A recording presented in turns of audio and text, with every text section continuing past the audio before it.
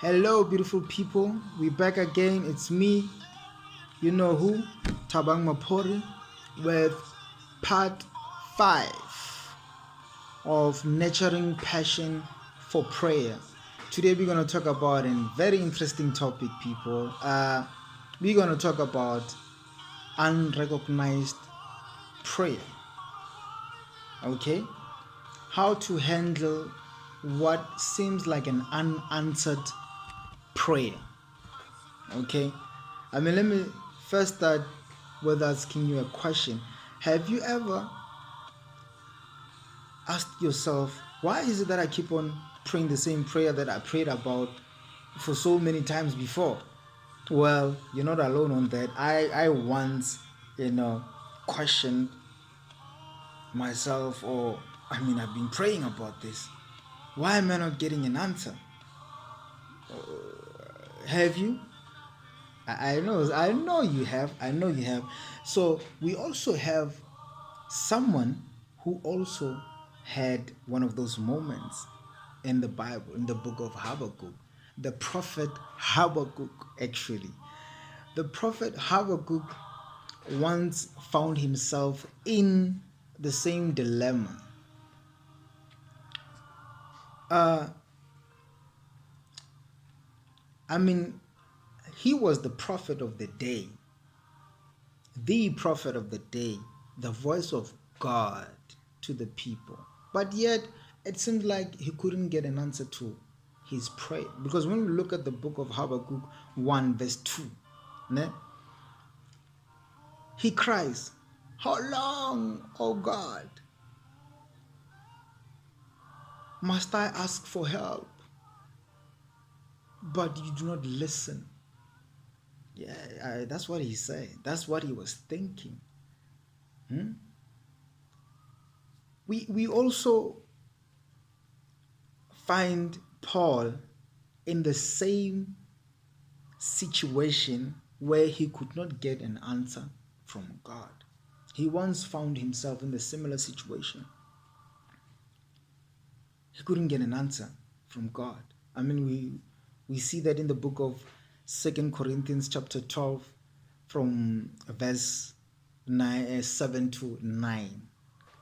And Paul says, "There was given a thorn in my flesh, a messenger from Satan to torment me. And 3 times I pleaded with the Lord to take it away from me." That's what Paul says. 3 times. But this is what God said to him.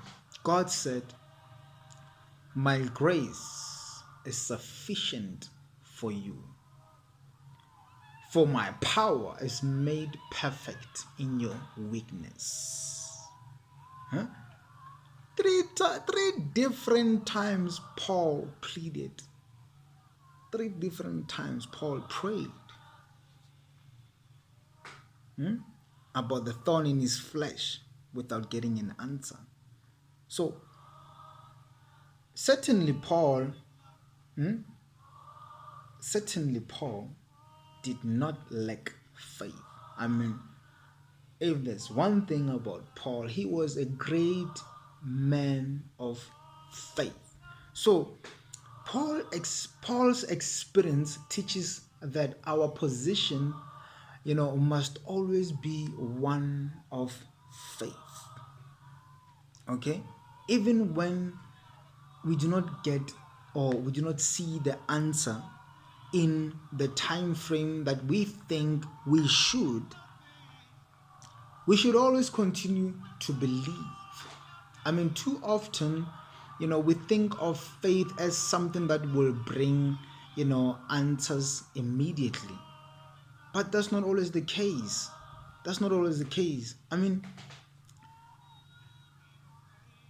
Sometimes it actually takes faith to continue, to believe in getting that answer in the midst of opposition, it takes faith. Okay? I mean, obviously, God was doing something in Paul's life that was greater than Paul's revelation of God. Okay? And God, became limited with what he could reveal to Paul. I guess due to the nature of them thinking the way they're thinking. Okay? Because instead of struggling, with receiving an answer, I mean, Paul took a position of humility. I mean, the humble person is content with what God knows, because we know that God knows everything. A humble person is content with what God gives. I mean, I want you to understand something. When we question God about an answer to prayer, we assume that we know all things and that, there is absolutely no reason for God not to do our bidding. That's absurd. God answers in his own time, people. Okay? So there's no way we can think like that. I mean, obviously, we do not know everything, but we know that God knows all things, right? So therefore, when waiting for an answer to prayer, we simply need to be humble. I mean, according to James 4 verse 6 says, God opposes the proud, but God gives grace to the humble. So this is the type of way we need to handle what seems like an unanswered prayer. We need to humble ourselves and understand that his grace is sufficient for us. And understand that we need to be content with what God gives us. Because now, God is obviously doing something in our lives that is greater than our own revelation. Okay? We shouldn't question God like the prophet Habakkuk. But we do sometimes have those moments that today we need to look at and address and understand that we need to position ourselves, in a position of faith. Okay? We need to have faith in knowing that God knows everything. God understands everything about us, and humble ourselves while we are waiting for an answer. So, beautiful people, that was today's message about how to handle what seems like an unanswered prayer. So listen, if you had one of those moments in your life, or maybe you're still struggling with this concept, please drop a comment, share with me. I would love to hear about how you have experienced your journey through nurturing passion for prayer. Okay, so drop a comment, share with me, let me hear your story. Okay, and please like my channel if you want to get more videos like this. I mean, since we understand that God never stops speaking, there's more videos that are to be created.